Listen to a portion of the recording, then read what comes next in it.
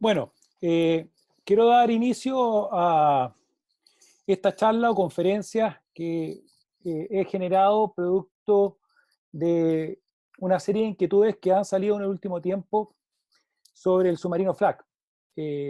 Distintas personas me preguntan sobre esta historia. Y en base a eso he querido realizar esta presentación para poder compartir el proceso de búsqueda de este submarino al comienzo mitológico, después real, y el cual se desarrolla eh, por un largo periodo, una búsqueda que sin lugar a dudas marca a todos los participantes, al que habla, y también trae de vuelta un pedazo de la historia.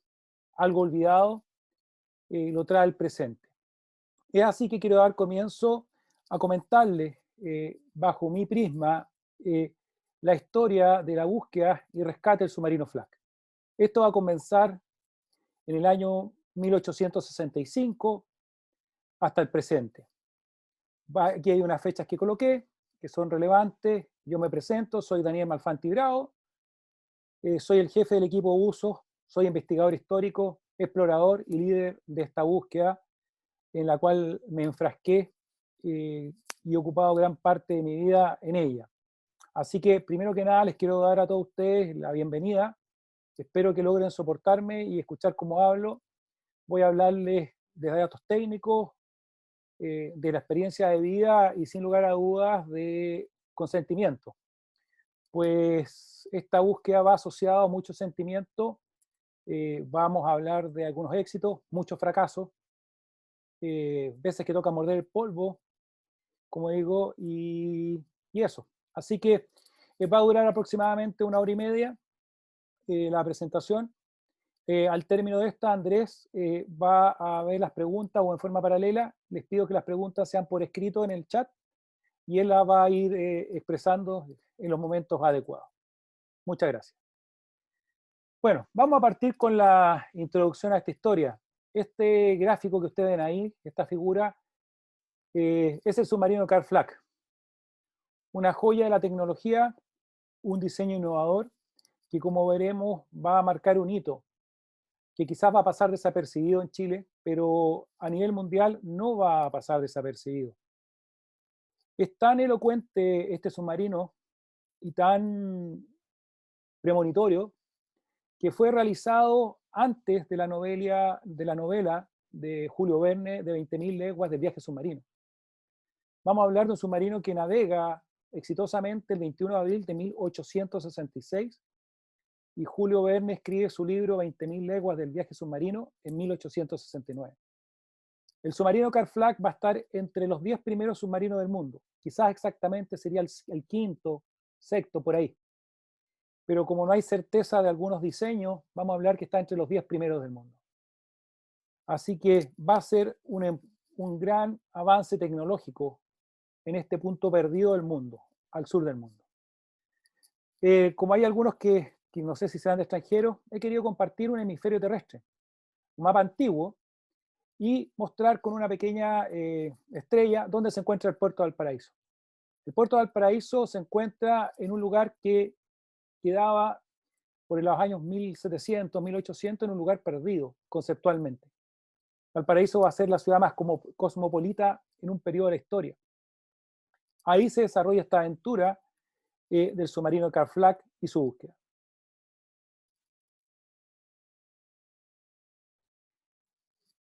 Para entender un poco, he querido partir primero con entender por qué esto sucede en Valparaíso. ¿Dónde nos encontramos? La ciudad de Valparaíso se transforma en una ciudad-puerto que nace aproximadamente por el año 1540 y tanto, sin una fecha de emblemática específica. Se va generando. Hay aguadas, hay comida.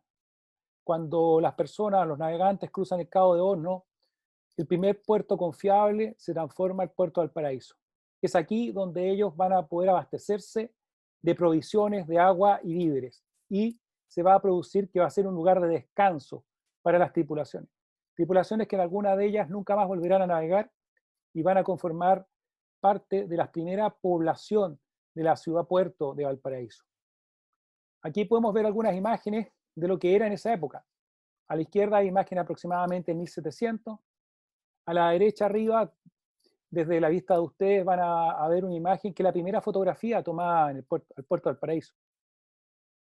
Es una imagen como era Valparaíso.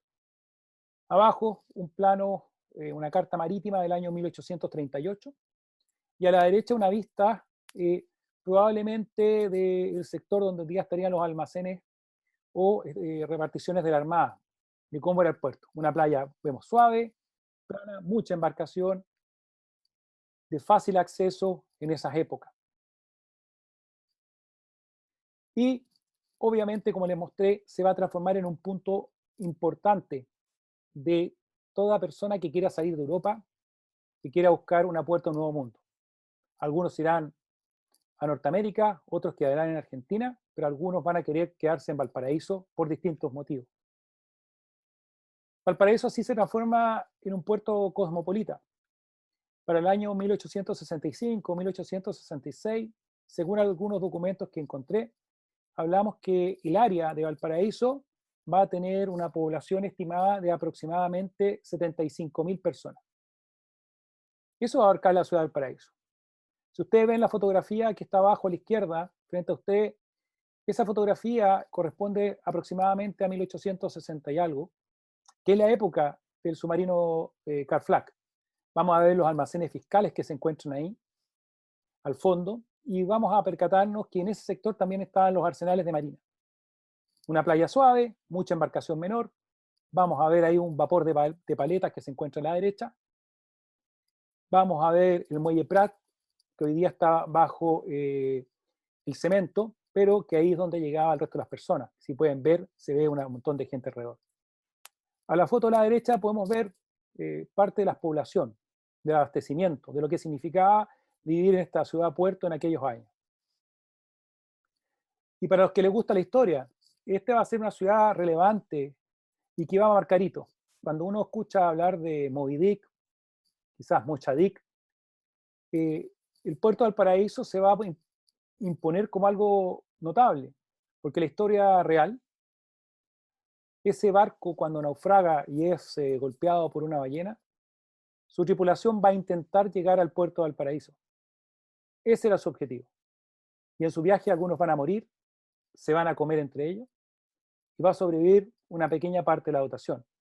Por lo tanto, Valparaíso se transforma en un hito. Cuando uno escucha esta historia, tiene que pensar que estamos hablando del puerto de Valparaíso y el Pacífico. A la vez, vamos a ver que este puerto va a tener casi de forma permanente dos diques, como el que se ve ahí. El dique Santiago, el dique Valparaíso. Dentro de las anécdotas que me reía, cuando uno analiza, normalmente por las fotografías, va a descubrir que el dique Santiago era más grande que el de Valparaíso. Van a sobrevivir mucho tiempo, incluso la guerra con España, pero va a ser también una parte importante de por qué este puerto tiene la relevancia que tiene hasta ese momento. Aquí podemos ver el muelle pasajero a la derecha, un muelle que se va a transformar en el ingreso de todos los inmigrantes que entran al país casi. Algunos de ellos se van a radicar en este país, en Chile, otros viajarán a otros lugares, al interior, pero va a tener gran importancia para nosotros. Un punto relevante para la historia que estamos haciendo el submarino Carl y para comprender que esta ciudad cosmopolita se transformó en el hogar de todos estos inmigrantes. Se transformó en el centro de sus vidas. Por lo tanto, el concepto de chilenos, y me voy a referir a chilenos para los extranjeros, para entender el concepto en este nace Submarino Flag, hay que entender que ellos ya se radicaron, se instalaron aquí y se fueron nacionalizando poco a poco y se fueron considerando chilenos. Esta foto corresponde aproximadamente a años posteriores a 1874, cuando se crea el muelle fiscal que sale a la izquierda. Pero ahí ustedes pueden ver la posición de las naves. Si ven, se va a notar al centro un canalizo. Un canalizo que en la investigación se va a transformar en algo relevante e importante para poder vislumbrar esta búsqueda. También vamos a ver que esta cantidad de naves transforman al Valparaíso en lo que es el buceo en una ciudad de naufragios increíble. Es equivalente a Track Lagoon para los que les gusta el buceo. Obviamente no tenemos la visibilidad ni la temperatura de esas condiciones de agua. Son absolutamente adversas. Pero eso va a implicar que las actividades de búsqueda fueron muy complejas. Pero también nos ayuda a entender qué fue lo que hizo el submarino Flagg ese 3 de mayo de 1866, en el cual se pierde. Tenemos una imagen de 1896, que es, yo encuentro maravillosa, de la ciudad, que nos muestra la ciudad en su máximo esplendor en esos años. Tenemos los diques, tenemos los veleros atracados, boya y codera. Aproximadamente podemos pensar en 50 grandes veleros mirando la fotografía, y una ciudad esplendorosa que tuvo solo pocos años antes grandes problemas. Y aquí tenemos una foto coloreada aproximadamente de la misma época, que creo que es una maravilla. La encontré en internet, la compartí, no tiene la autoría, pero ahí se ve el muelle Prat, se ve el monumento a Prat, o el muelle Pasajeros, perdón, en esa época no se llamaba muelle Prat, se llamaba muelle Pasajeros. Vemos los dos diques, Valparaíso, Santiago, y vemos hacia la derecha de la fotografía todos los veleros atracados. Ese sentido sería hasta el sector del Muelle Barón para los que son de la zona y lo ubican.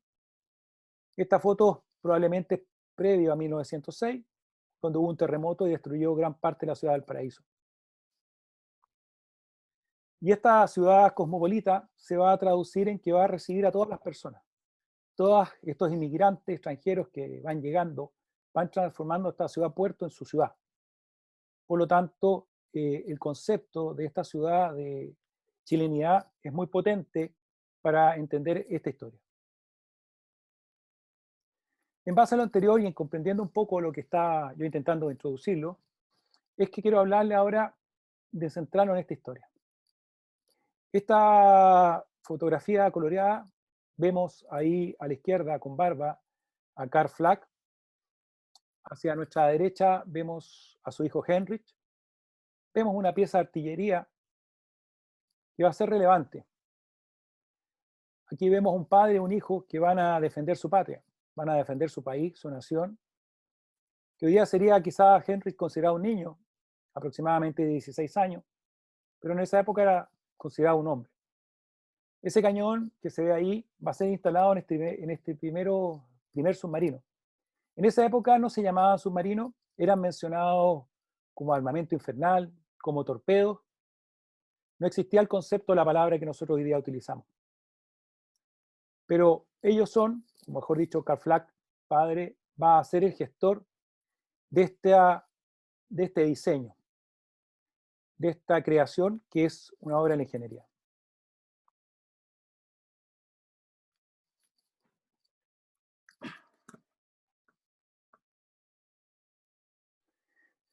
La fotografía que ustedes están viendo aquí corresponde al año 1866.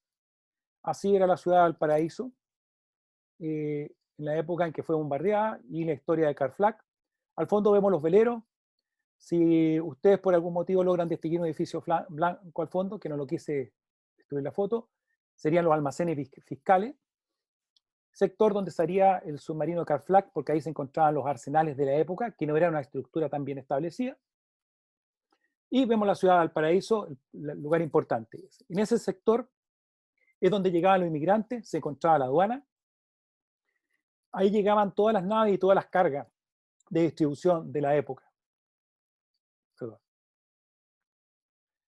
Para entendernos un poco, en esta carta náutica de 1838, podemos ver a la izquierda ya lo que sería hoy día la Plaza Echaurren, ya ese sector donde hubo hace un tiempo atrás, años atrás, la explosión de un edificio, cerca de la Intendencia. Hablemos del sector desde el monumento a Prat hacia el sur, ¿ya? Es una ciudad que es bastante extensa, que todavía no le está ganando el terreno al mar, lo va a ganar posteriormente, va a avanzar casi 200 metros hacia el mar, pero no entrega información, no va a entregar la profundidad, nos va a entregar parámetros. Y eso es lo que maneja Carl Flagg y es lo que nosotros posteriormente vamos a manejar para la búsqueda.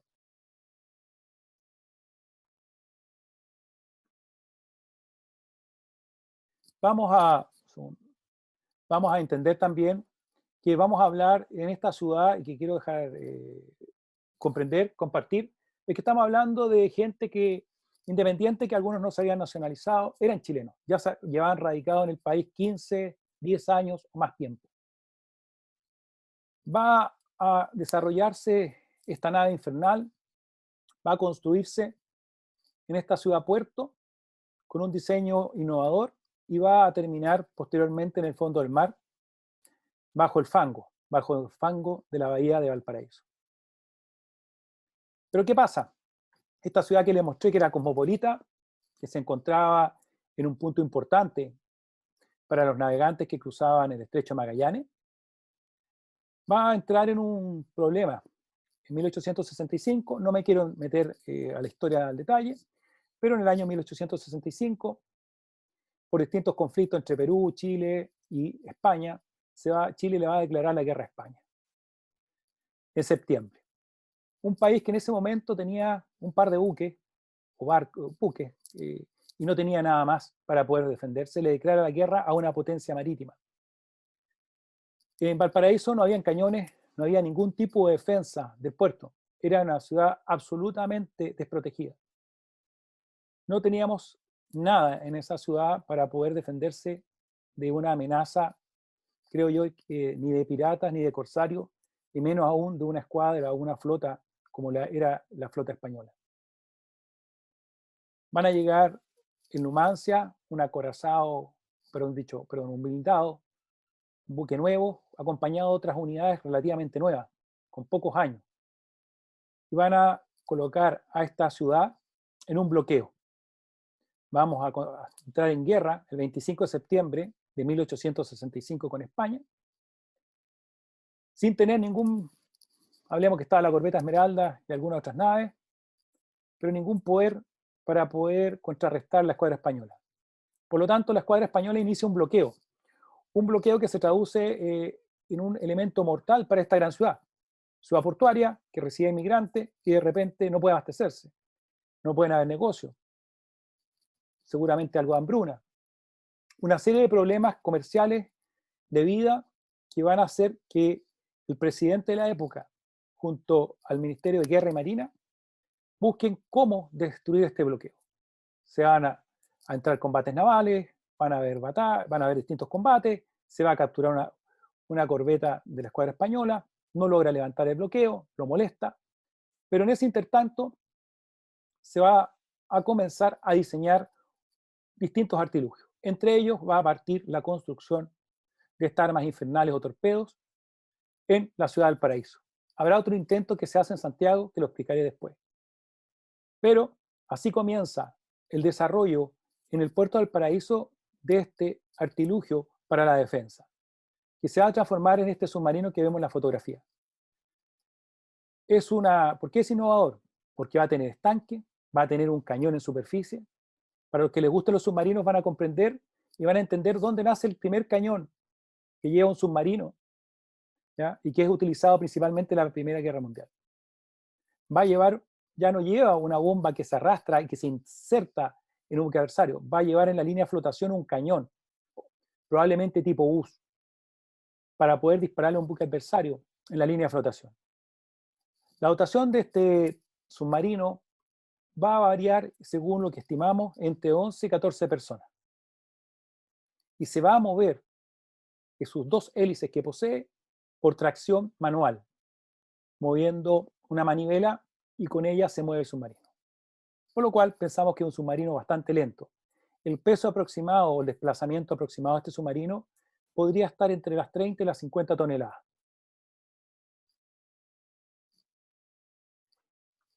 Aquí entra el ingeniero Carl August Flagg. Él escapa a Alemania, posee otro nombre, Gottfried Cornelius, tiene problemas políticos, toma el nombre de un conde muerto y huye de Alemania por problemas políticos y por amenaza de muerte.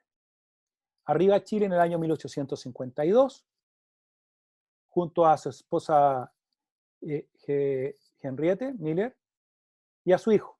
Y posteriormente irán naciendo sus otros hijos aquí en Chile. María, Berta, Juana Agustina, y Emilia. Él llega acá, se coloca a trabajar primero en distintas maestranzas, finalmente queda en la maestranza Caledonia, donde distintos textos hablan que él estaba a cargo, otros dicen que era el ingeniero, jefe, pero como haya sido, él era el ingeniero de esa maestranza y desarrollaba todo lo que tenía que ver con la construcción de artefactos metalúrgicos. Iba formando su propio negocio. La maestranza Caledonia, ven el círculo que acabo de colocar, se encontraba aproximadamente en esa área del puerto de Valparaíso. Estaríamos hablando quizás cercano a lo que se conoce hoy día como la Avenida Argentina, un par de cuadras más hacia atrás, y hay que considerar que la ciudad de Valparaíso ganó aproximadamente 2 cuadras o 200 metros hacia el mar desde ese periodo aproximadamente. Él comienza el diseño. Ahora en el diseño de este submarino, él busca cómo poder traccionarlo.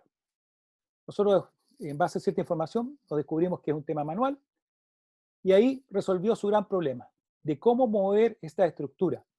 Hay que pensar que no podían colocar ninguna maquinaria adentro, no podían colocar una caldera, una bomba que se mueva por otro sistema.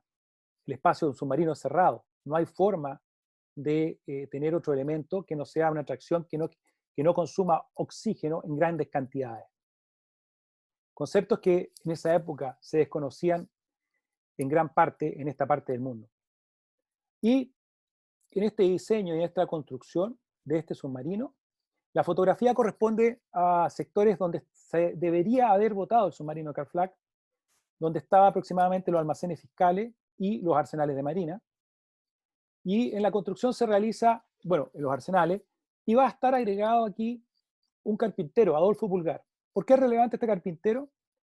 Porque hay pocos nombres de quienes participaron directamente en la construcción, pero sí sabemos que a los descendientes del carpintero, que finalmente va a fallecer a bordo del submarino, le entregan una pensión de gracia a sus descendientes. Bastante efímera, pero se la entrega. Aquí viene un tema que es relevante en esta búsqueda de la historia. Cuando yo ingreso a este proceso de búsqueda, lo primero que me pregunto es por qué nadie me dijo que existía este submarino. Así que comencé a buscarlo en libros, en textos, hasta que descubrí que el submarino era real y al ver documentos oficiales. Es así que uno descubre en los documentos oficiales que la Comandancia General de Marina nombró una comisión especial integrada por el comandante Manuel II Escala, en ese momento gobernador marítimo del Paraíso, y al comandante Galvarino Rivero, jefe de los arsenales de Marina en ese momento, para hacerse cargo del proyecto del submarino Flak. Va a ser un proyecto financiado por la Marina de Guerra, que costaría en pesos de la época aproximadamente 12.500 pesos. El de la izquierda de la fotografía sería el comandante Galvarino Rivero, que después sería un destacado oficial en la historia de la Armada de Chile. Y a la derecha podemos ver, es una fotografía de la época, los arsenales de marina, o sea, los almacenes fiscales que se encuentran a la derecha. Ahí mismo se encontraban lo que serían los arsenales de marina, no tenían una instalación debidamente creada. Y las embarcaciones en el agua. Si ustedes ven, se puede apreciar una playa bastante suave. Por ahí iban a bajar el submarino, o bajaron el submarino, para colocarlo en el mar.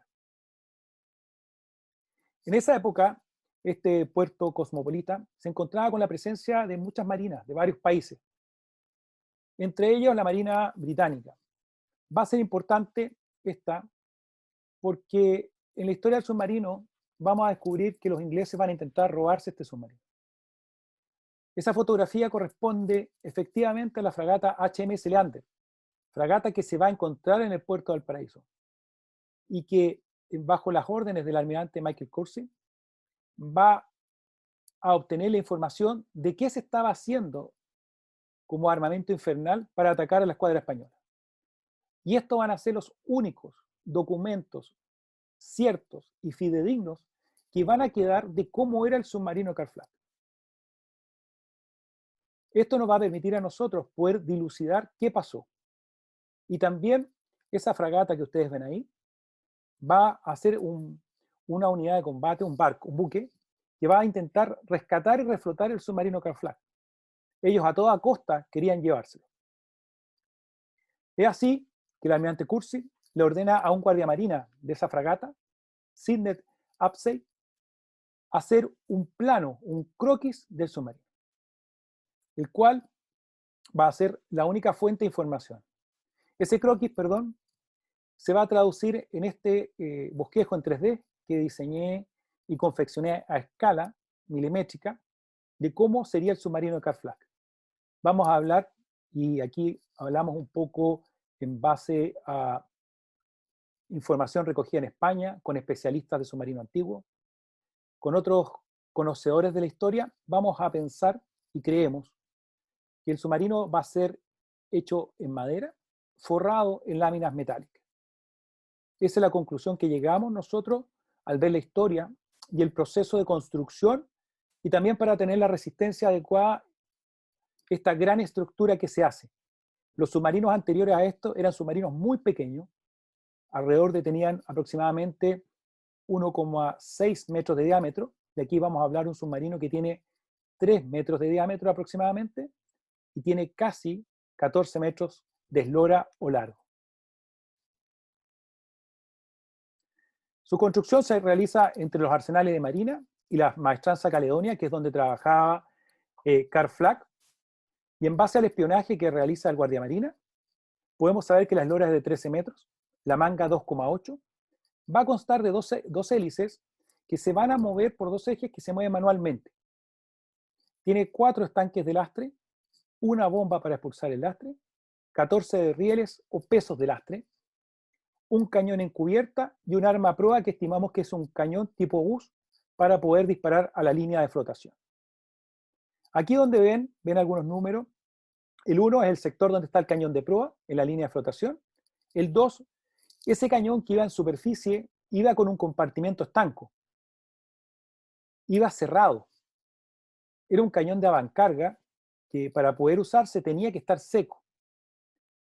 No desconozco cómo habrá sido el diseño de sellado y de apertura, pero en base a la información que él colocó, lo intentamos reconstruir. Ahí ustedes pueden ver que iba en superficie. Imagínense lo que significa sacar la munición, la pólvora del submarino, y poder dispararlo. El número 3 es la escotilla. El 7 sería, según los catálogos, dice un estanque de oxígeno. El 4 son los alerones. Tenía 2 alerones que en base a las medidas que salen en los planos que hizo Guardiamarina, la verdad que si uno los ve, probablemente son parte de un diseño donde hay un error. Son demasiado pequeños a simple vista. El 9 y el 10 son las distintas manivelas para mover las hélices y el timón. Referente a cómo era la caja de engranaje, lamentablemente no tenemos información. Sería intentar armar algo hechizo, dilucidarlo, pero objeto no engañar, no crear un diseño falso, no hemos los puesto. Dejé un módulo de cómo debería ser, dónde estaría el bulto, sería una caja negra. Pero como haya sido, se movía simplemente por la fuerza de los brazos, ¿ya? Probablemente los 2 brazos. Eso significaba que yo creo que cada 10 o 15 minutos tenían como máximo cambiar a la persona que iba moviendo las hélices. El esfuerzo físico adentro del submarino tiene que haber sido bestial.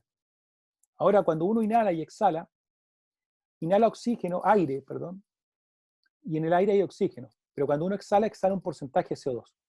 Adentro de ese submarino tiene que haber habido una atmósfera extremadamente pesada. Además de eso, este contaba con 8 claraboyas, bastante pequeñas, una escotilla de acceso y creemos que 2 compartimientos estancos. Donde se encuentra el cañón, he vuelto hacia atrás, sector 1, hay un sector que marca como que hay un mamparo. Lo que estimamos y podemos considerar es que probablemente tenía un compartimento estanco, a pesar de que no está dibujada la escotilla en el croquis del Guardiamarina. Acá comparto un texto que logré encontrar sobre una de las hijas de Carl Flagg, que dice: mis recuerdos no son muy precisos, pero me parece que llegué a una especie de cámara con una mesa al centro e iluminada con pequeñas ventanillas redondas a los costados. La cámara era lo suficientemente alta para una persona de edad pudiera andar por ella sin necesidad de agachar la cabeza. Carl Flagg, según los documentos, tendría una altura aproximadamente entre 1,80 m a 1,85 m.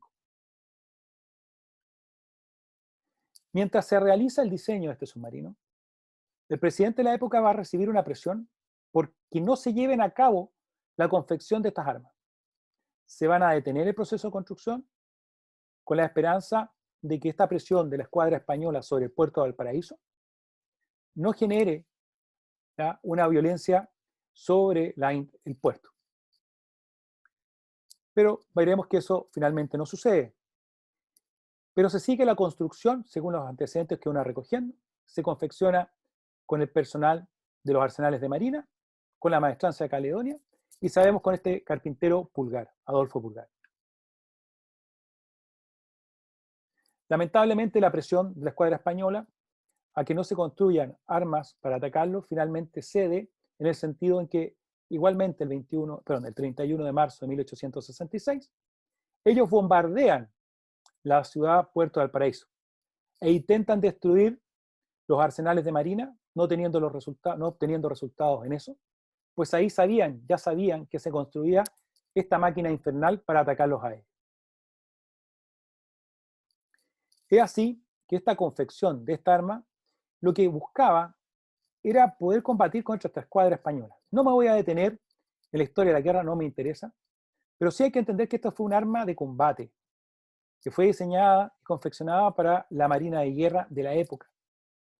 Vemos una fragata blindada de 1864, la fragata blanca 1859, otra de 1863, otra de 1861 y una corbeta de 1861. Ya habían pasado algunos combates, los españoles habían perdido una unidad, pero a pesar de ello seguía siendo una escuadra extremadamente poderosa.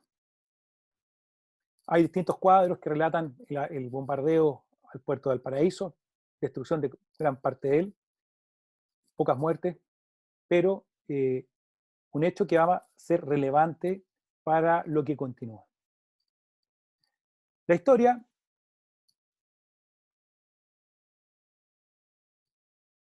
historia ¿qué sucede? Después de bombardear el puerto de Valparaíso, la escuadra española zarpa a bombardear el puerto del Callao.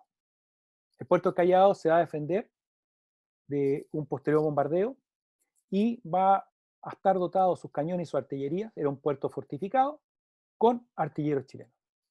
Pero en ese intertanto, mientras esos acontecimientos suceden, sigue la construcción del submarino Carl se lleva al agua, se le colocan sus lastres, para que el día 21 de abril se hagan las pruebas de este submarino junto a otro artilugio que venía desde Santiago. La Marina va, por medio del mayor general de Marina, capitán de navío, don Santiago Jorge Bainon, le va a entregar la información a la comandancia general. Este capitán de navío era el segundo hombre en la Marina en aquellos años, y lo fue así durante varios años. El 21 de abril de 1866, el submarino de Carl Flagg va a ingresar al agua, va a navegar, se va a sumergir, va a aflorar, va a disparar sus cañones. Carl Flagg, desde la superficie o cubierta del submarino, va a saludar a la población como están los relatos, y posteriormente va a ingresar, se va a volver a sumergir en el submarino, va a emerger posteriormente y va a volver a puerto. En base a eso, es considerado un submarino, pues tuvo una navegación exitosa de prueba. Así va a efectuar otras pruebas más durante este periodo hasta el día 3 de mayo de ese mismo año. Efectuada esta prueba este mismo día, también va a haber otro artilugio. Ustedes pueden ver una fotografía a la derecha. Son dos confecciones artísticas con algo de realidad, pero aducen bastantes problemas de diseño. Se va a trabajar en un submarino o en un elemento, perdón, no puede ser considerado submarino, en un artilugio mecánico que es desarrollado don Gustavo Heyermann, el cual al entrar al agua es amarrado en el muelle pasajero, falla ahí mismo, se inunda, posteriormente logra salir a personas que lo tripulaban y esa misma noche se hunde. No puede ser considerado un submarino, pues nunca navegó.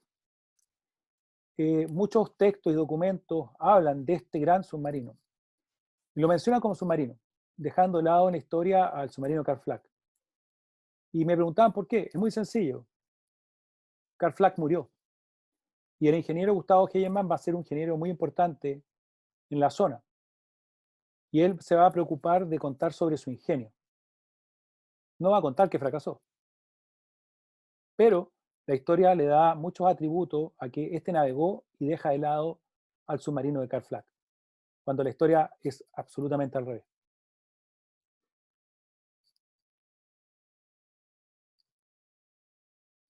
Textos, como nos pasa acá en Chile, vamos a descubrir en textos ajenos de otras naciones que el submarino Carl Flagg es reconocido como un artilugio que tuvo éxito.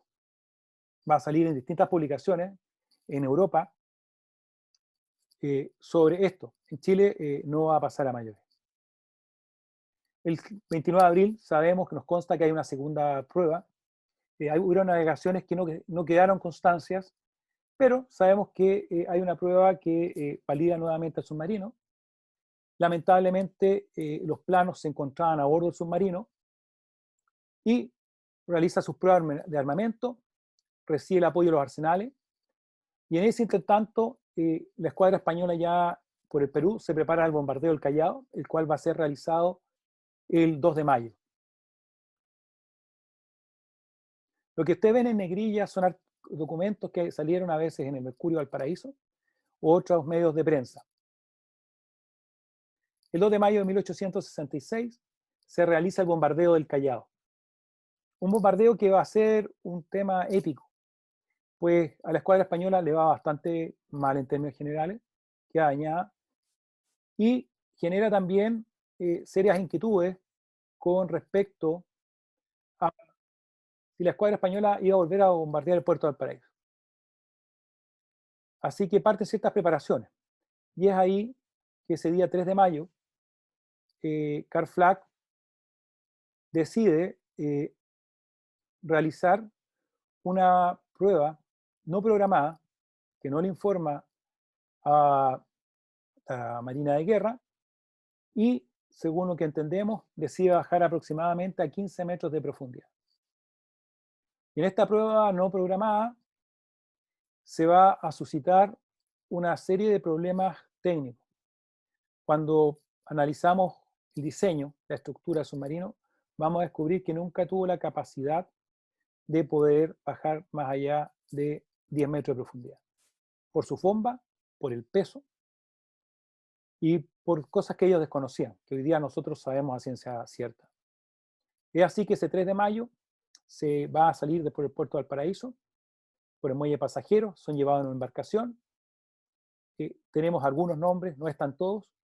La dotación sería Carl Flagg, su hijo Henry, Germán Smith, Luis Greinwein, August Warmuth, Valentín Baum, Gustavo Mas, Adolfo Pulgar, Francisco Rodríguez.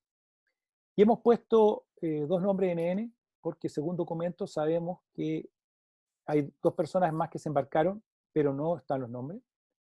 Y según otros textos, he puesto 3 veces XX, pues estimamos que probablemente habían 3 personas más aparte de lo que está hacia arriba. Por lo tanto, probablemente hay 5 personas que están adentro del submarino que desconocemos su nombre.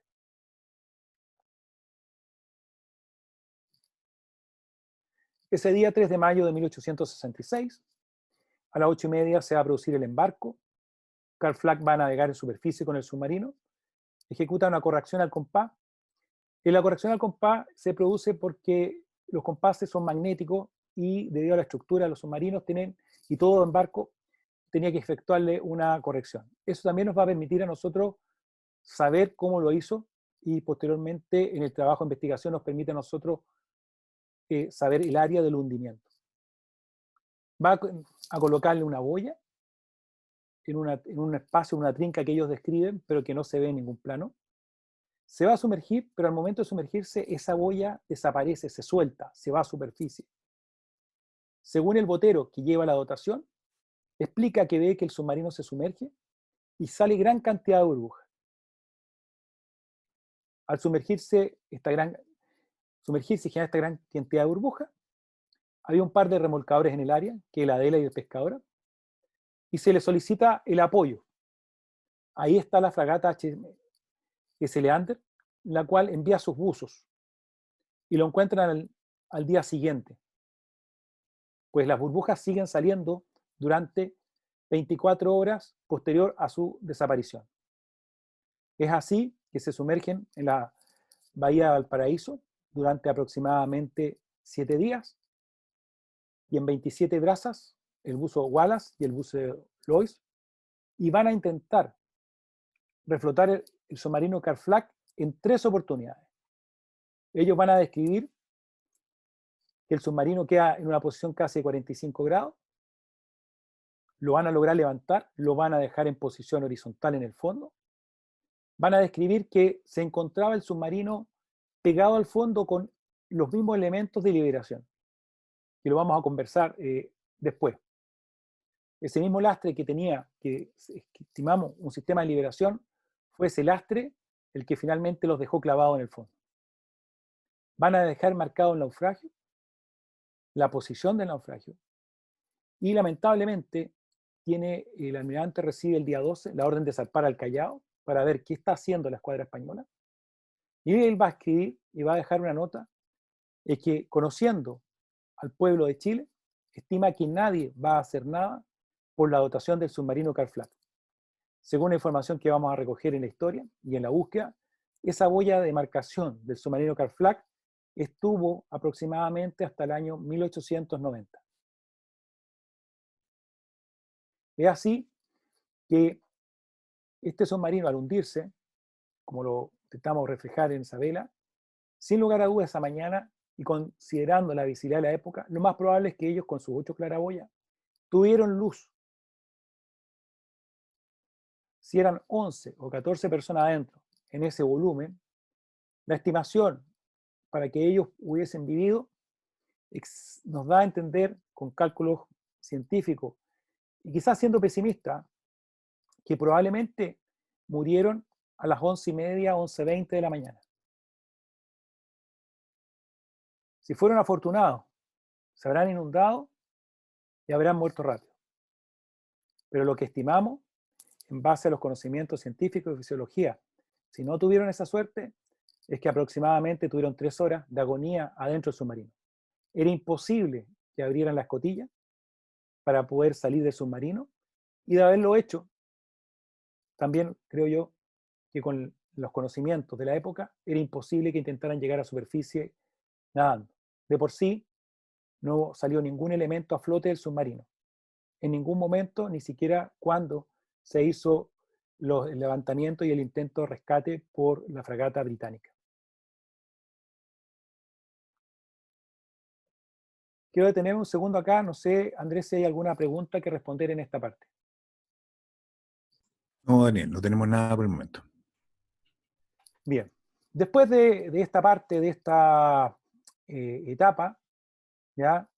Viene un periodo, como lo dijo muy bien el Amete Cursi, de olvido. Quedó absolutamente en olvido, lo olvida el pueblo, lo olvida todo el país, lo olvida hasta el presente la Marina de Chile, hoy día Armada de Chile. Nadie se preocupa de ello, no figura en los libros de historia. Vamos a descubrir que sí figura en otras partes, pero en los libros de historia no hay ninguna mención al submarino Carflac, a sus hombres. Y en la historia de Chile también van a quedar algunos mitos que los voy a mencionar, bastante vergonzosos, como decían, y voy a hablar del sentimiento. No existe la posibilidad de que alguien haga algo heroico sin que alguien se intente burlar. Pero vamos a conversar en detalle. Van a quedar en el olvido hasta que aproximadamente en el año 1993-94, un buzo que al cual logré conocer un corto tiempo, Naco Mellado, va a trabajar en su búsqueda, va a fallecer esos años por enfermedades compresivas. Después voy a conocer, como lo voy a hablar, a Juan Enrique Benítez, un loco, un genio de las medios audiovisuales, que le va a amar esta historia y va a permitir que realmente reflote. Así que aquí vamos a hablar una parte importante. La historia que yo les conté atrás, lo que armé cuando yo ingreso aquí a la búsqueda, no existía. No había absolutamente nada. Solo habían buenas intenciones, algunos comentarios por ahí menores, pero la verdad que cuando yo parto, y aquí voy a hablar desde el sentimiento, yo no sabía si esta historia era verídica, era un mito o qué lo que era. Y bueno, en esta búsqueda, me encanta el libro de Don Quijote, la música de Don Quijote. La verdad que se transforma esta búsqueda en una quijotada, en un camino en el cual cuando me hace una pregunta un periodista, muchos años atrás, ¿cuál era la fortuna que yo buscaba en el submarino Carflaco? ¿Cuál era el tesoro? Y yo le dije, comprenderá cuántas son las monedas que usted lleva en el bolsillo. En esa época Chile era un país muy pobre. Deben haber sido monedas de estaño. No soy especialista en monedas, pero entiendo que se eran así. Habrá hierro, madera, uno que otro elemento de bronce. Por material no hay nada de valor. Lo que tiene importancia son las personas que están adentro. Es así que me involucro en esta búsqueda y en muchas cosas coloco al Quijote, luchando contra los molinos de viento, y Sancho Panza viene a ser a mis amigos y me acompañan en esta quijotada. Algunos más, otros menos me acompañan, Jorge Kitsi, ¿ya? Por ahí Arturo Rojas, y hoy día Andrés Menas con la presentación, y otros más que no da el tiempo para poder expresarlo.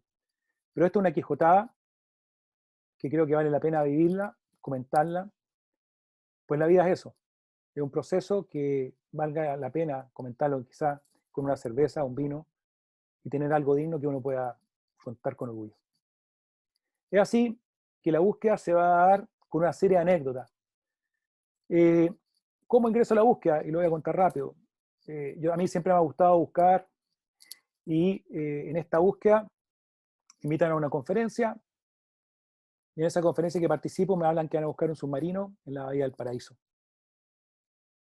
Y que el día 1 lo buscan, pero en la inauguración, día 2 la búsqueda, día 3 el encuentro, día 4 se sacan los cuerpos, día 5 la ceremonia de término.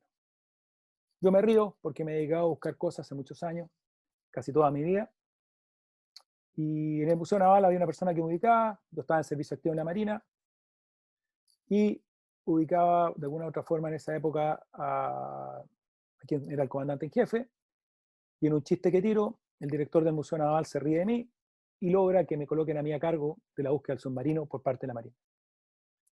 Y ahí dicen, hay que buscar un submarino que se encuentre en la Bahía del Paraíso. Yo le marqué con un cuadrado aquí celeste esa área.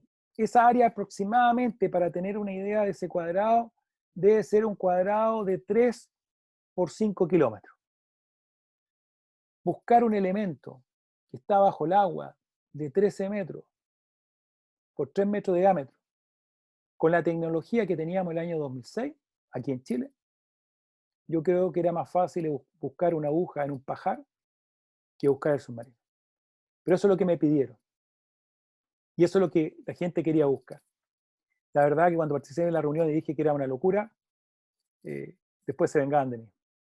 Así que parte esta búsqueda, bastante loca por las intenciones, con mucho amor por Juan Enrique Benítez, un hombre carismático, potente, que va a poner todo su esfuerzo, va incluso hasta vender su casa en este proyecto, que en sí él lo parte. Sin él, nada de lo que estoy hablando se podría comentar, no existiría esta charla.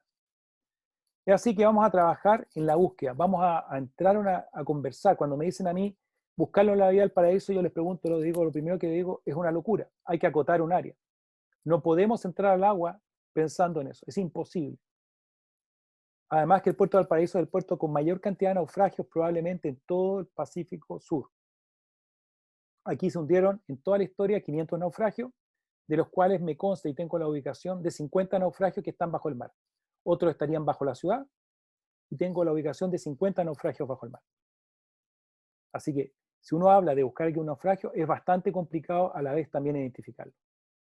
Vamos a hablar de la búsqueda, vamos a hablar de tener que volver al pasado a rehacer la historia, que es lo que yo les hice anteriormente. Les mostré y descubrí que la historia era verídica, era cierta. Pues en Chile nadie de nosotros sabía a ciencia cierta qué era esto. ¿Ya? Vamos a hablar que habían 140 años de olvido en ese momento, en el año 2006. Vamos a hablar de levantar un proyecto de la nada, de buscar apoyo, auspicio que hizo Juan Enrique. Va a buscar el apoyo de la Marina. En ese momento yo era jefe del curso de buceos tácticos de la Armada. Me encontraba haciendo buceo profundo en ese momento por un tema personal. Y nos va a pillar en el mejor momento para poder participar y apoyarlo.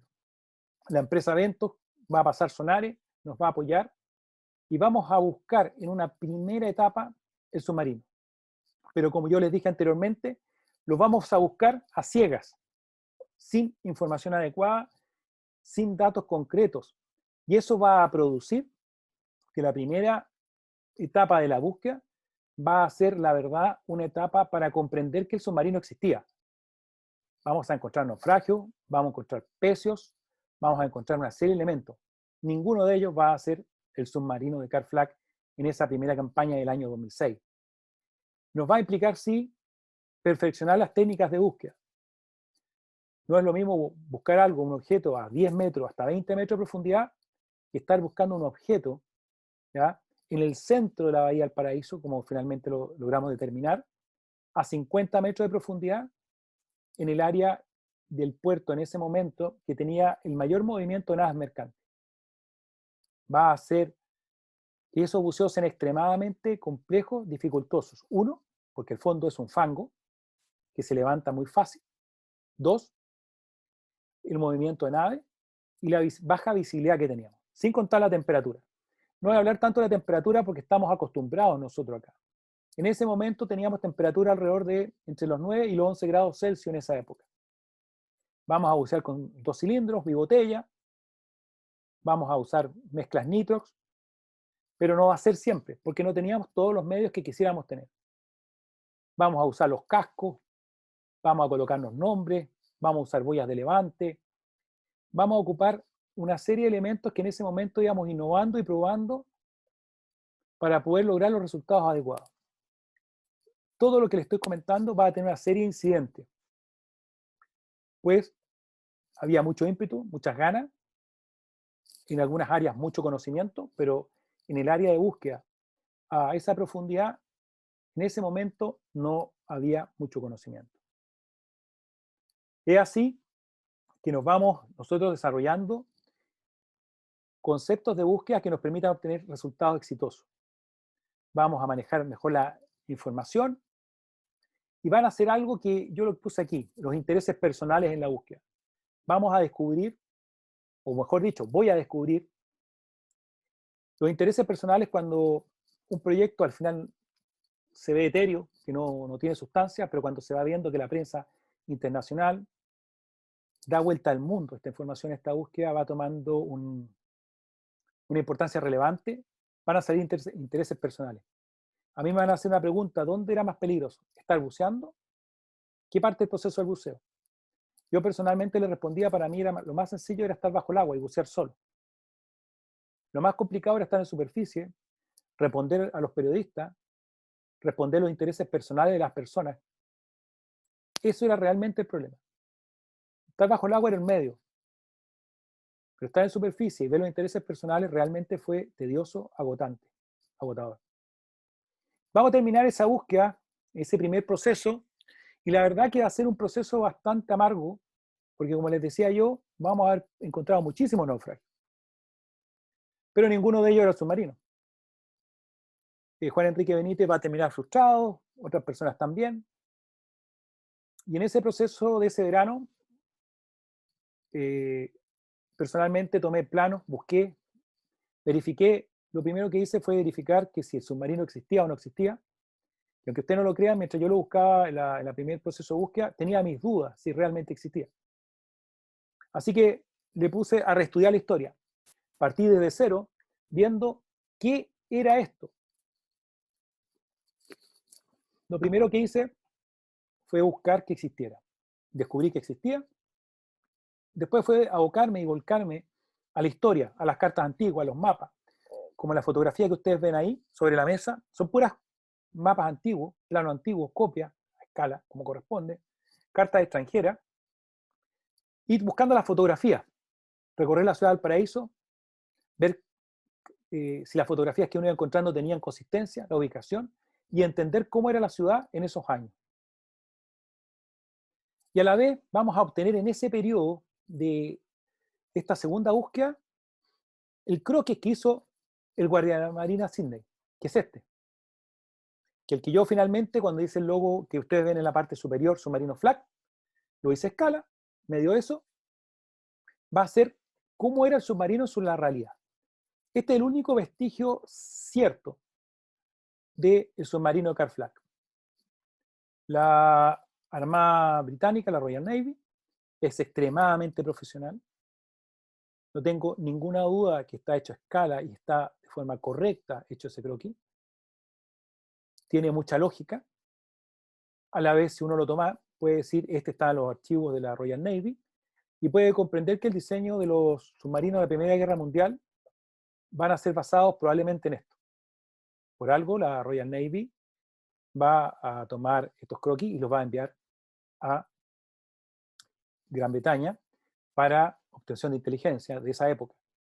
Por lo tanto, el submarino Car Flag, si uno lo mira, puede considerarlo el precursor como un arma de combate propiamente.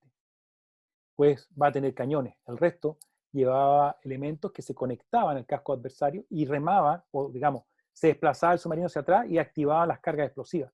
Este no es un submarino de combate, con artillería para poder dañar una nave adversaria. Ahora, si ese armamento podría causar el hundimiento de una nave adversaria, ese era otro tema. Pero era un arma tecnológica muy avanzada conceptualmente. Acá está hecho a escala. Yo lo subí en una página en internet.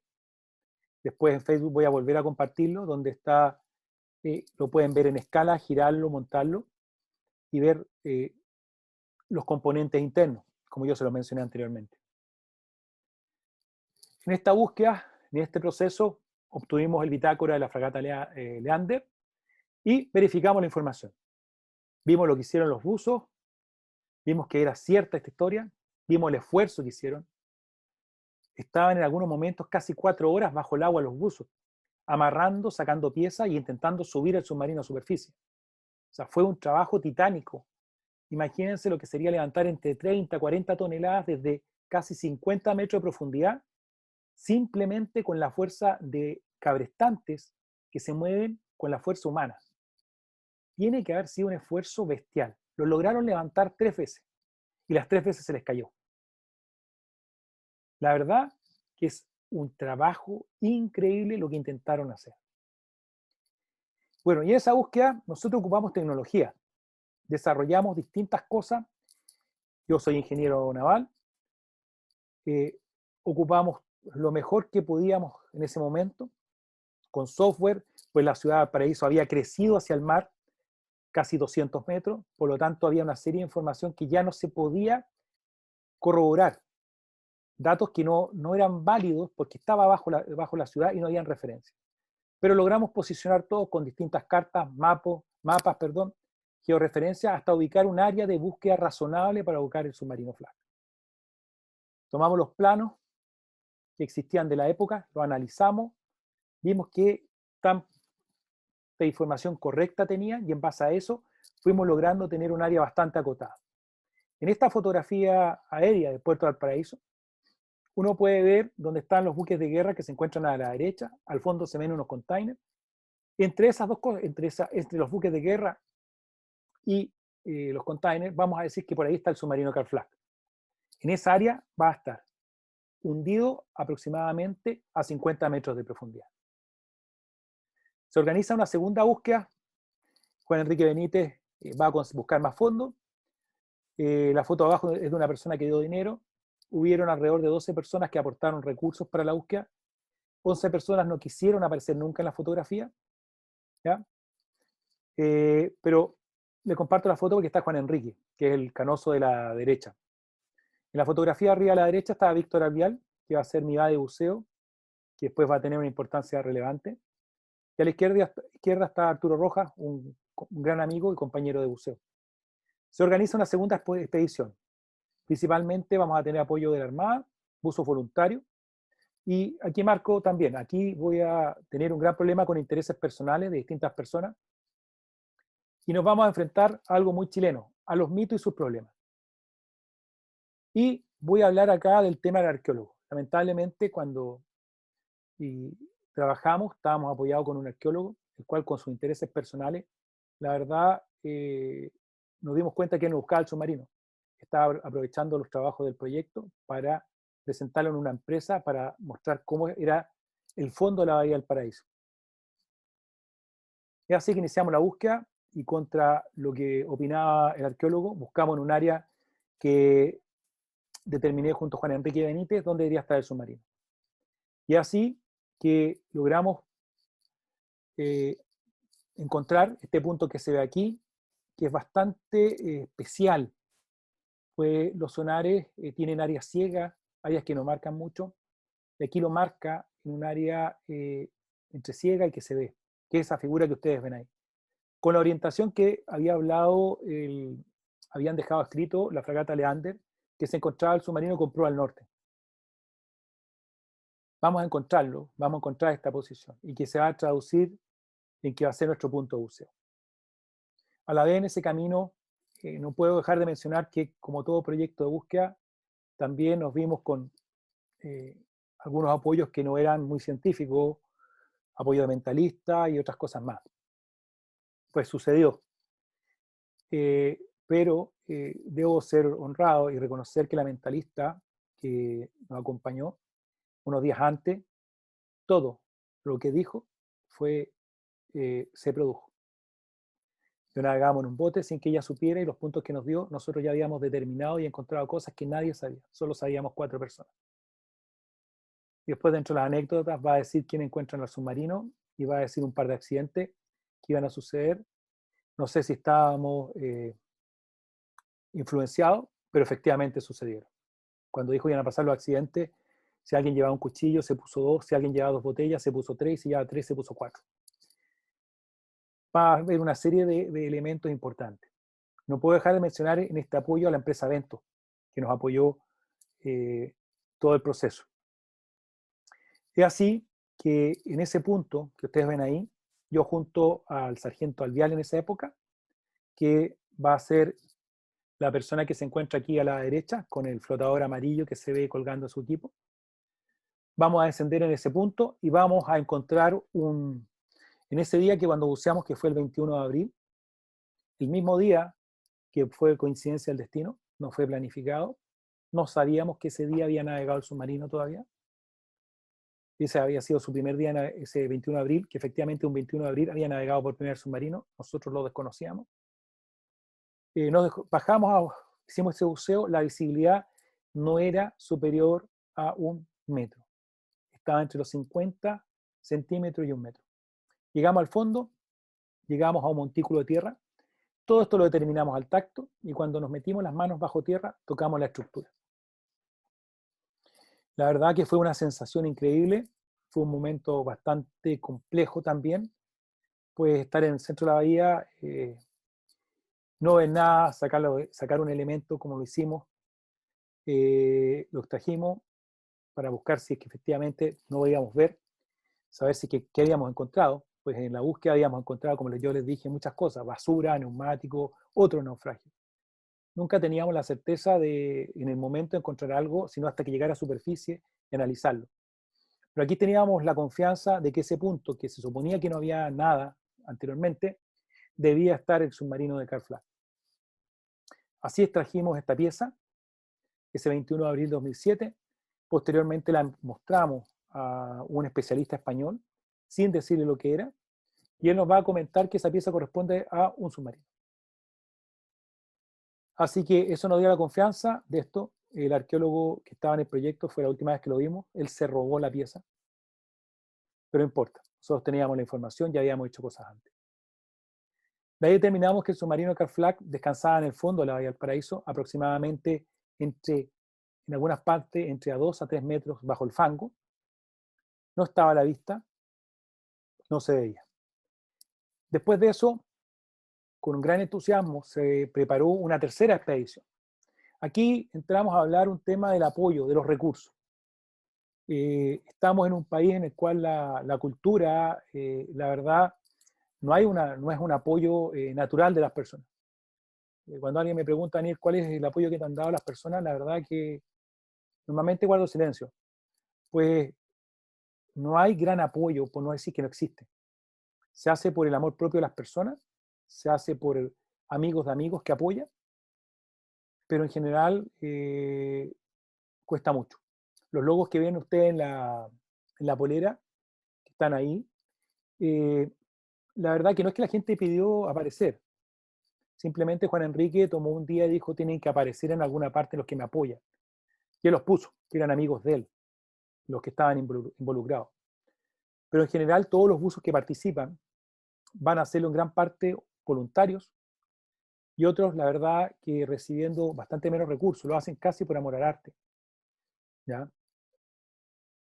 Es así que en esta tercera búsqueda vamos a medir y aquí es donde se va a producir probablemente los buceos más complejos y vamos a tener una tasa de accidentabilidad bastante alta. Estábamos buceando a 50 metros, estábamos buceando con una serie de personas o buzos con mucho espíritu, pero sin las capacidades técnicas para poder hacer este tipo de trabajo.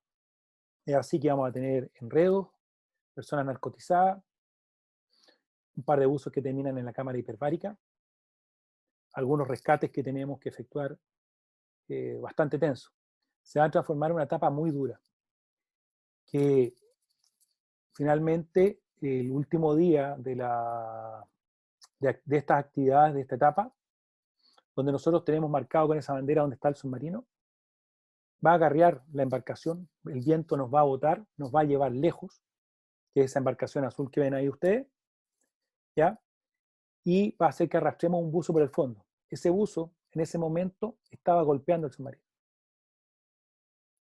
Golpeaba y nos decía, lo encontramos, lo encontramos, lo encontramos, le estoy pegando al submarino.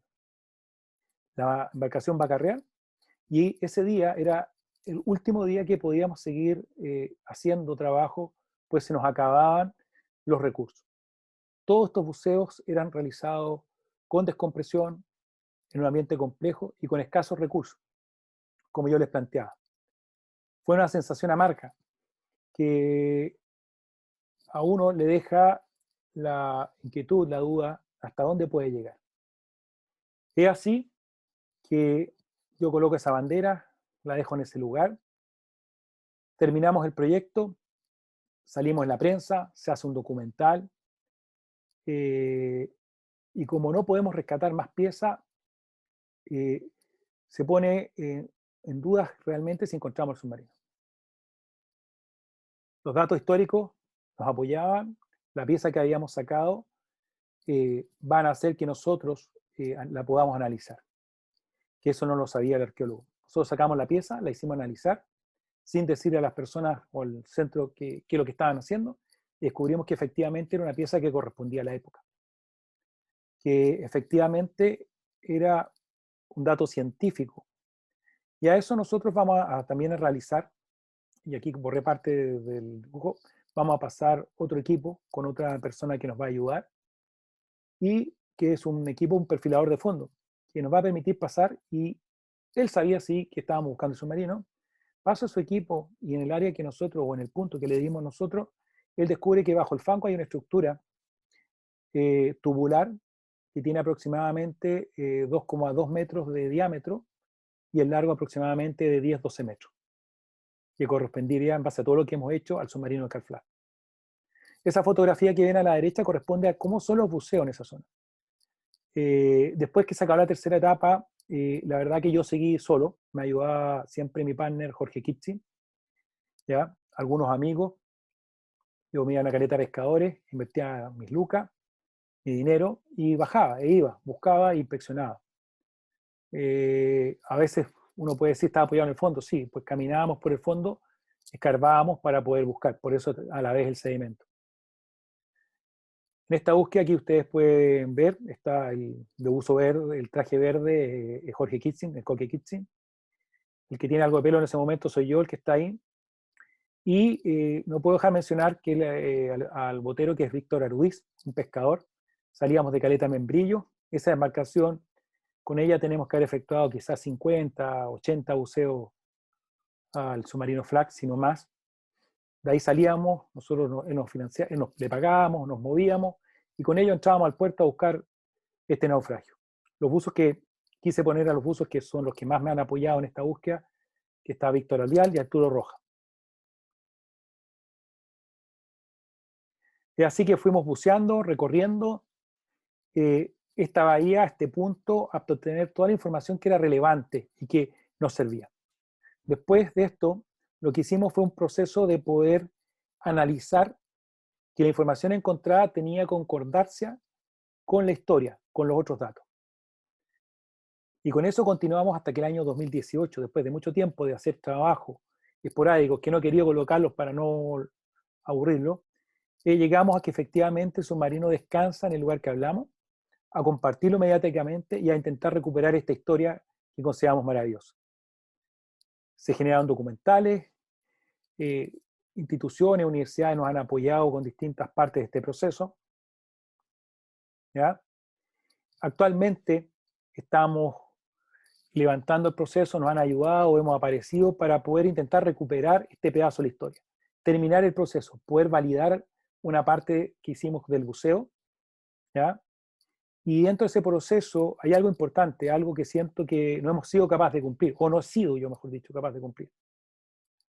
Es que la Marina no considera todavía al submarino Carl Flagg ni a Carl Flagg dentro de la Marina.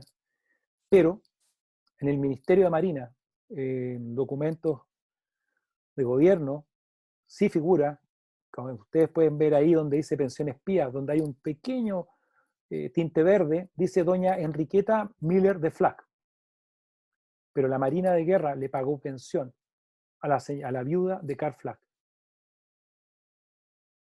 La Marina de Guerra no le cancela a nadie, no le paga a nadie una pensión si alguien no perteneciera a la Marina de Guerra o no hubiese hecho algo que tuviera el valor de poder entregarle una pensión a esa persona.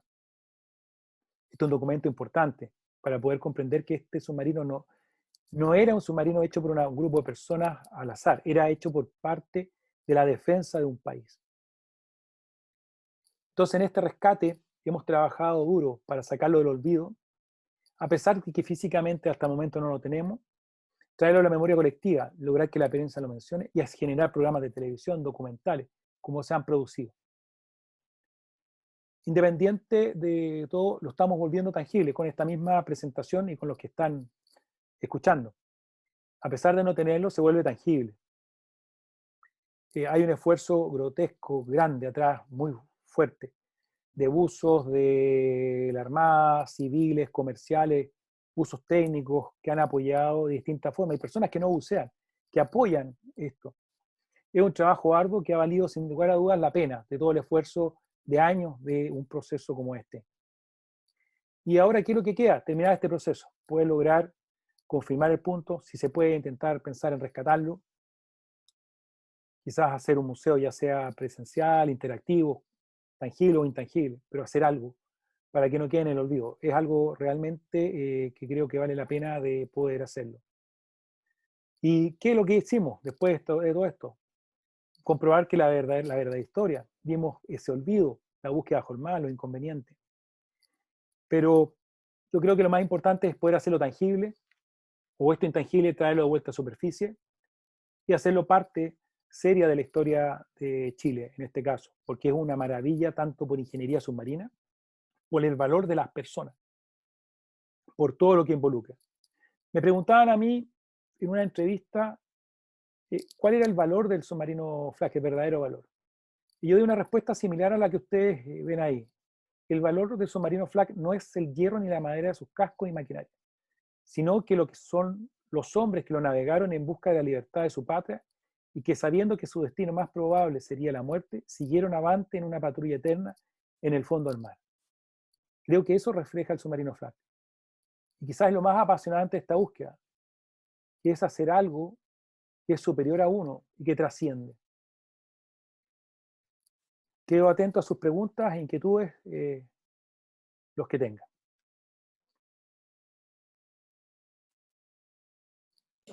Bueno, tenemos una pregunta, Daniel. La primera pregunta dice, perdone, no escuchamos acá, ¿a cuántos metros se hundió?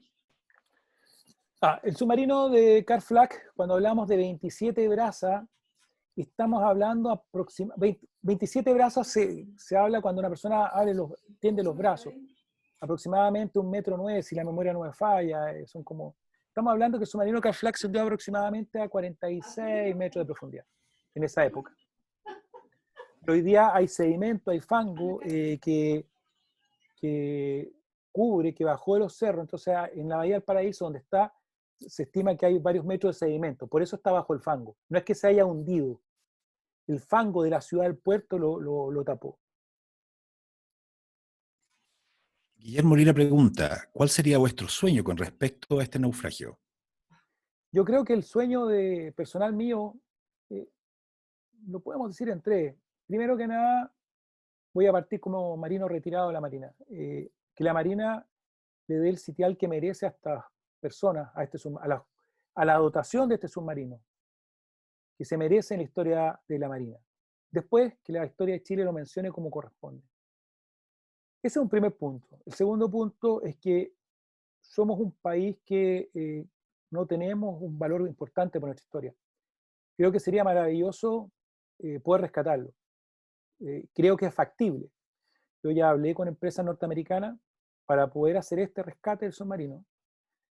Nosotros tenemos el honor de tener a una mujer que es conservadora histórica, no me sé el título especial, que está a cargo de un museo maravilloso que yo no conozco, que es del submarino Hanley, que se hizo en Estados Unidos por el año 1862, si mal no recuerdo.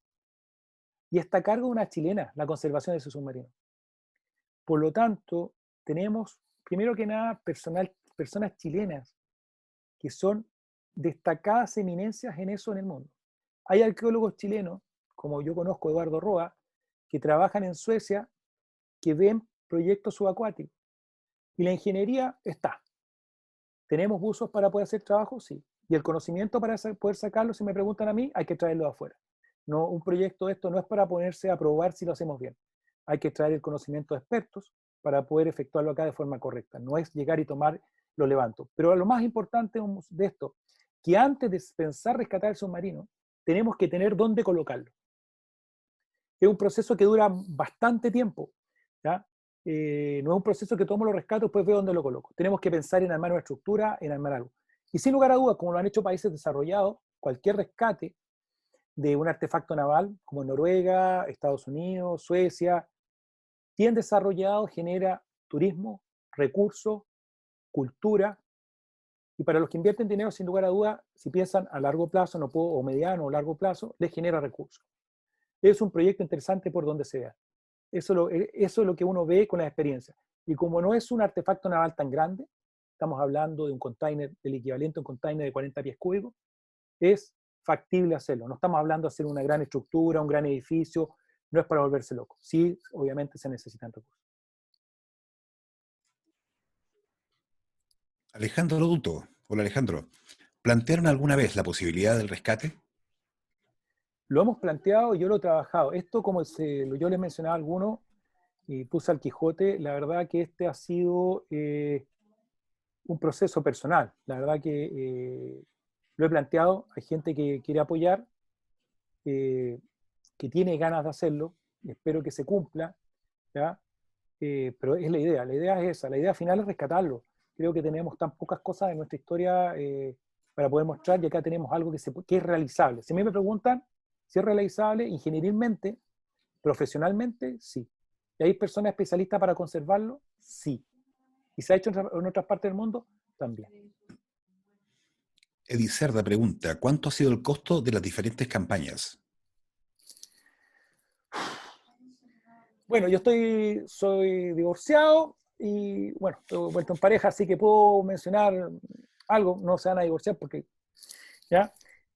La verdad que cuando en pesos chilenos, a ver, para hablar en dólares, En pesos chilenos, yo cuando llegué a gastar de mi plata, se gastaron, saqué la cuenta que había invertido más de 100 millones de pesos personales. Nunca más conté. A eso tienes que sumarle que cada campaña se hizo gran parte voluntaria y recursos de apoyo. Hemos gastado una millonada en plata. Pero creo que ese no es el tema. El tema es que ya tenemos gran parte del trabajo hecho, que es ubicarlo. Tenemos que confirmar si lo que hicimos es correcto. Y todo científicamente dice que sí. Viene otra parte que es absolutamente posteriormente financiable. Un buen proyecto, buen economista, lo pueden financiar. Si lo han hecho otros, lo hacen los países desarrollados, no creo que sea porque es pérdida. Creo que por donde uno lo mire es un aporte para el país. Jimé Burbuja pregunta, con tantas veces que se volvió a caer, ¿se quebró? No. Según los antecedentes que está, yo creo que la verdad que cuando hablan de levantarlo, como no sale cuánto lo levantaron, no creo que lo hayan levantado a más de 5 metros. Personalmente, pensar que una dotación con un cabrestante intentar levantar 30, 40 toneladas y si tenía agua, la verdad que yo creo que lo levantaban 3, 4 metros, pero fracturado no está. Y según lo que sonar y lo que hemos pasado, se encuentra en correcta posición, digamos. Está adrizado, puesto en el fondo como corresponde. Joana Rivera, ¿cuáles son los planes a futuro para este proyecto? Primero que nada, cuando yo le hablaba de la conservadora top de este país, es ella, es Joana Rivera, escribe de Estados Unidos. Es lejos un ejemplo en lo que se refiere a la cultura. ¿Ya? Así que primero partiendo con eso. Y repíteme la pregunta que se me olvidó. ¿Cuáles son los planes a futuro para este proyecto? La idea, Joana, es literalmente rescatarlo. Ubicar, el proceso se consigue en dos partes. Completar el proceso submarino, actualizarlo, han pasado un tiempo, buen tiempo desde que la última vez que usé. Completar esa parte y si nos va exitosamente bien o nos va bien, es rescatarlo. Y si no se pudiese rescatar, por algún motivo, por lo que fuera, creo que corresponde poder hacer un museo que, aunque no tenga, no tiene otro nombre, el nombre no es museo, corresponde hacer un espacio interactivo de cómo era el submarino. Se puede armar completamente, tenemos el material, la información y todo lo necesario para ello. Jaime Larraín Celada pregunta, ¿qué proceso de mantenimiento y restauración tienen contemplado para posterior al rescate si fuera factible? Jaime, esa respuesta yo soy incapaz de darla porque hay especialistas en el área. Una de las que escucha es Joana Rivera, pero es un proceso que requiere tiempo, requiere recursos y ya está estudiado. Ya hay gente que lo ha hecho, ella misma está a cargo. Yo vi una charla maravillosa que ella dio hace una semana atrás, ¿ya? Pero se puede, lo más importante es que se puede.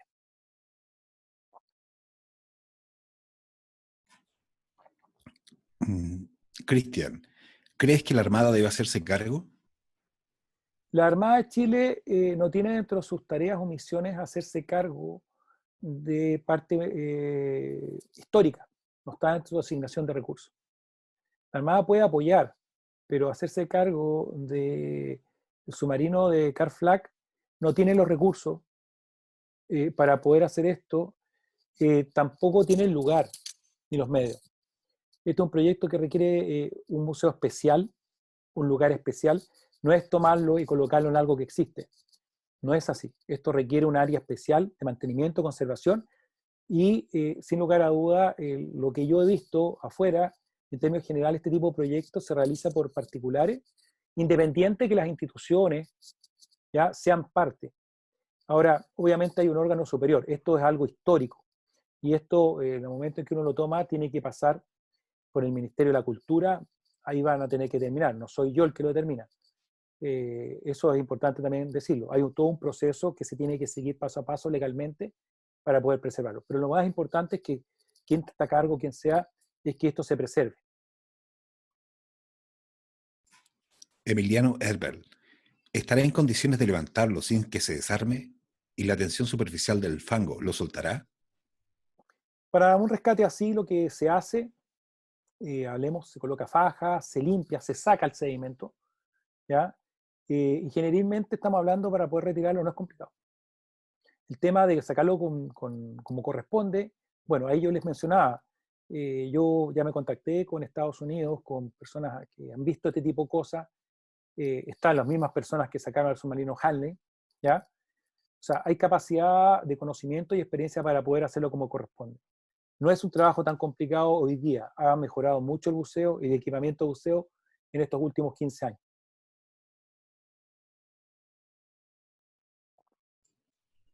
R. Lago, de acuerdo a tu experiencia, ¿qué porcentaje de la estructura del submarino se encontraría en condiciones de ser recuperada?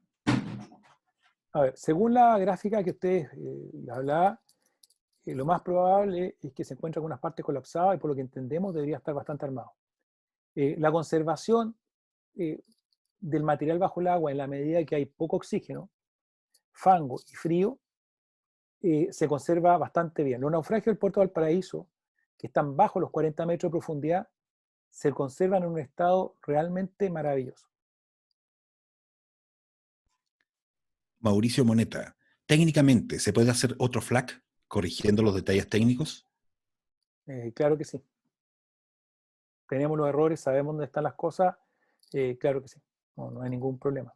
De partida, si uno ve los submarinos en la Primera Guerra Mundial y hace un análisis de FLAC y le pensara en un motor a combustión y lo hiciera crecer 40 metros, descubre que es un submarino en la Primera Guerra Mundial.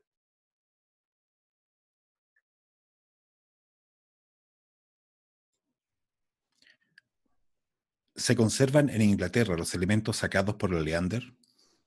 Desconocemos los elementos que ellos sacaron, solo sabemos del croquis, ¿ya? No hay más antecedentes de eso, pero no es relevante, la verdad, esa parte. Lo que es importante es la información que tiene. Si falta, y hay que pensar que probablemente puede faltar algún pedazo por el tema de descomposición natural. A pesar de que está en un área en que no caen anclas del puerto, puede ser que alguna vez algún ancla lo haya golpeado. La verdad que la estructura principal está toda bajo el agua. Si uno hace el análisis y ve, sabemos que el tubo principal está bajo el agua. Dudo que hayan podido retirar a alguien algún otro elemento por el trabajo. Lo intentaron sacar completo, no sacar un pedazo.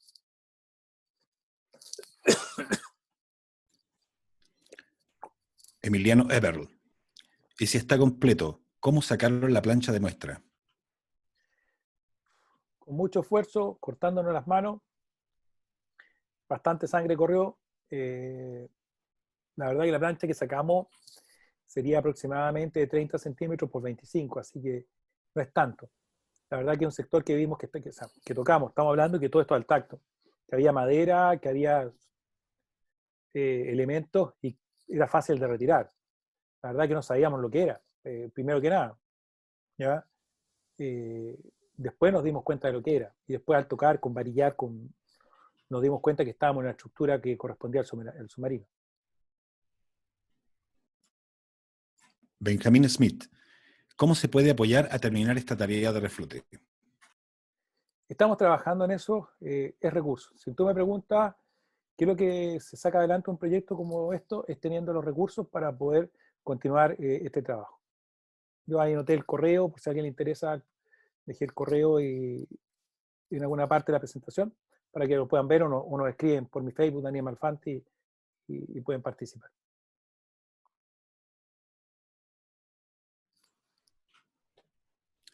Emiliano Eberl, ahora, dado que tienen muertos en su interior, ¿no se considera una tumba tal como los submarinos alemanes, ingleses y norteamericanos? Primero que nada, la Marina de Chile no lo tiene considerado dentro de su historia, ¿ya? La historia de Chile tampoco. Dos cosas que son relevantes. Tercero, el submarino está hundido en el centro del puerto de Valparaíso. Eso quiere decir que de ser considerado tumba, por ejemplo, el puerto de Valparaíso no podría tirar anclas en ese sector, ¿ya? Hay una serie de otras cosas. Por suerte está en un sector que no influye en ninguna maniobra del puerto del Paraíso. Por eso se conserva todo esto. Y como lo han hecho el resto, un artefacto naval de pequeño volumen que si se saca los restos de los caídos pueden ser enterrados en un lugar que determine la Marina o el Estado de Chile como corresponde, y reciban también los honores que corresponden a su trabajo y al esfuerzo de lo que hicieron.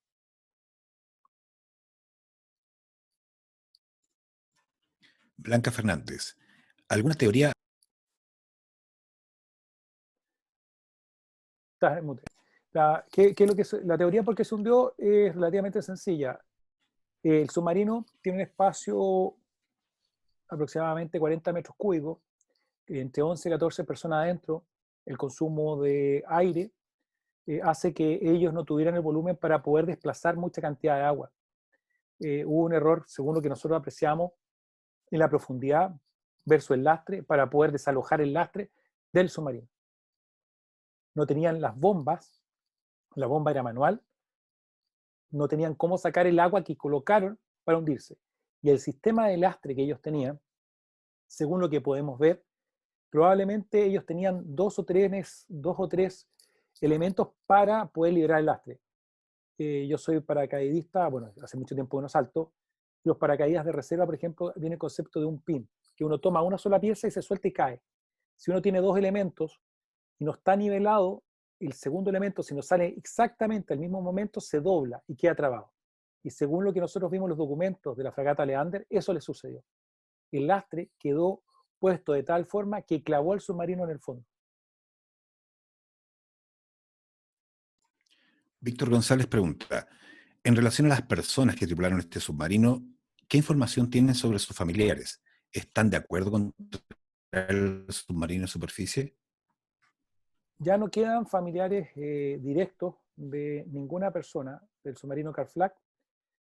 A la vez, logramos ubicar solamente a la familia lejana de Carflac y no hay nadie directo. El resto no tendría familiares que hayamos podido lamentablemente ubicar.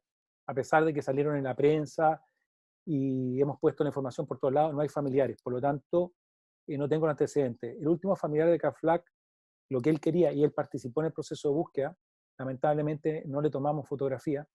Cuando tuvimos una reunión y falleció al poco tiempo después, él quería rescatarlo. Es parte de su historia familiar, es parte de la historia que a ellos les gustaría que quedara en la historia de Chile, porque es un hecho heroico, sin lugar a dudas.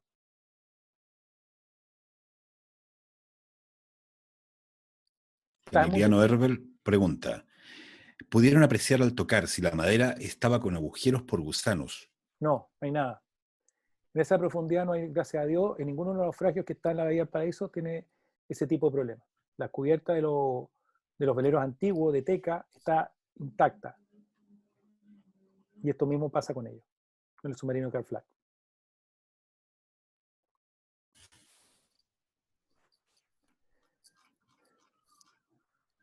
No tenemos más preguntas por el momento. Gracias. Bueno, yo... Jimé Burbuja, al ser esa su morada final, ¿el museo virtual no sería más digno y honorable, sobre todo pensando en los marinos que fallecieron? Lamentablemente, como está el submarino en el centro del puerto de Valparaíso, en este momento, todos los días que llega un barco al puerto de Valparaíso, podría dejar caer su ancla y caer sobre el submarino.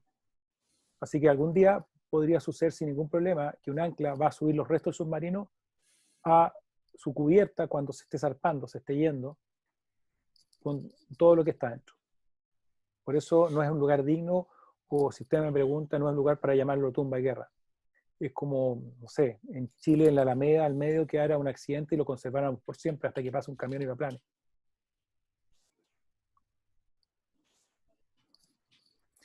Parece que no hay más preguntas. Bueno, les quiero dar las gracias a todos. Ahí después voy a leer los que me saludaron. Sé que no he podido responderle a todos.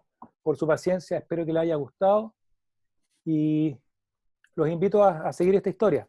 Y vamos a intentar seguir dándole continuidad en este camino. Muchas gracias. ¿Qué quieren que les diga? Nada. Gracias por haberme escuchado. Gracias a todos. Gracias, Jaime Larraín.